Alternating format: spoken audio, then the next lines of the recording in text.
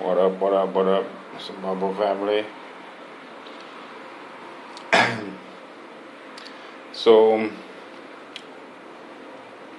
like it's a global world, world politics, if you're following it, like, it looks good around Aleppo there, peace talks and whatnot, you know. So, see, so you got Donald Trump is president, um, like taking what seems to be direct action in terms of the companies and whatnot, companies that want to leave America, like, you know, directly saying, you can't leave.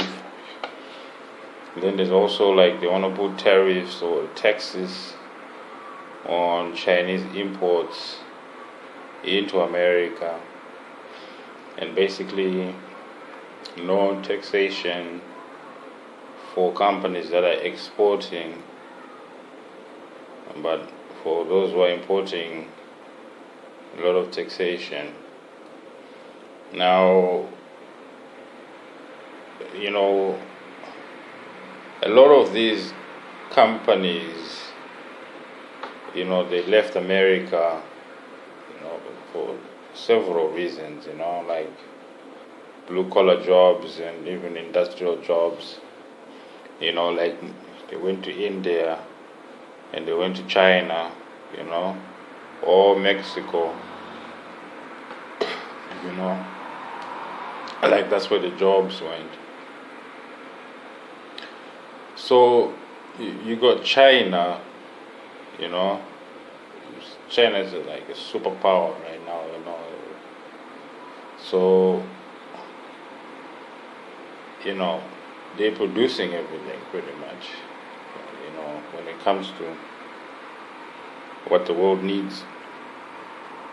China pretty much makes anything and everything. So, if you bring the jobs back into America, right, and then America starts producing, like that's the plan, isn't it? Like that's Trump's thing, it's jobs for Americans, and then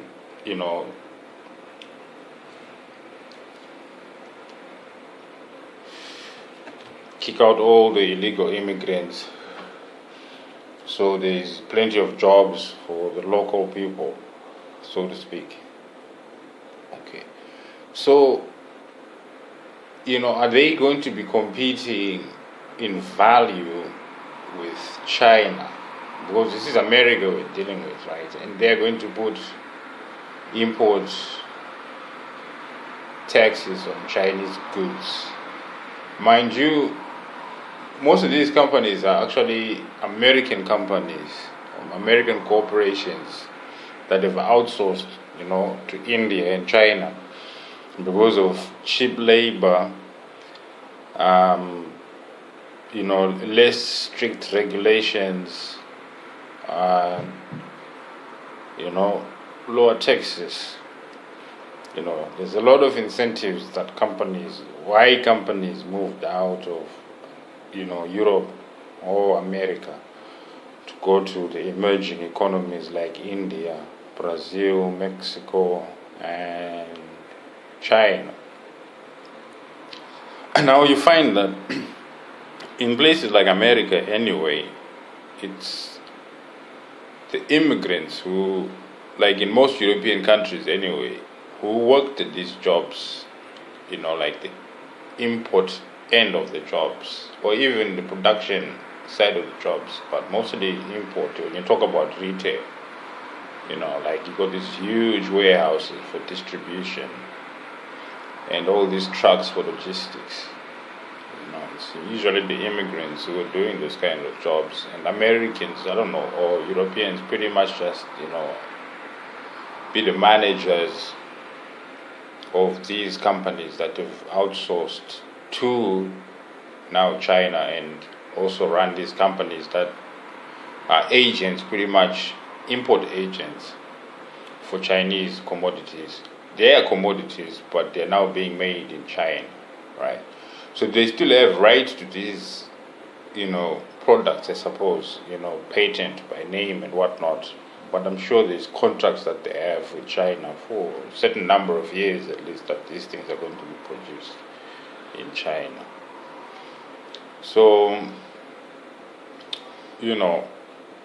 if brands do move back to America, and they start to be produced, in America by Americans for American wages, are they going to be competitive in price? Of course, perhaps the quality might be even of a greater standard. Who knows?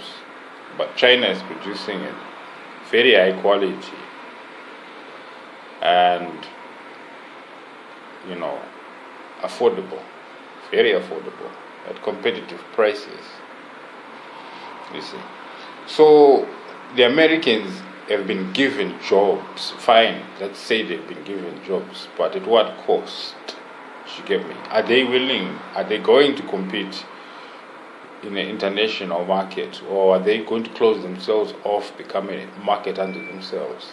Because the thing is, you've got trillions of dollars, American, that are out there. What do you do with those? Because America pretty much exported their debt, and they're about $20 trillion in debt. So what do you do with all that money? You see, that's if even people want to buy American products. After all, I don't know. It might be reciprocal because the Asians, of course, you've got the rich bourgeoisie. They like quality, so you might have a situation where America produces for the new Chinese elite. So, yeah, America becomes the working class for the new Chinese elite. That's pretty much it. So you start to make quality gadgets for the elite. And China pretty much supplies, the rest of us economy. Yeah, that's the new world order. Because I do not see Americans taking a pay cut to make and competing in a global market system. Anyway, that's just my take on it.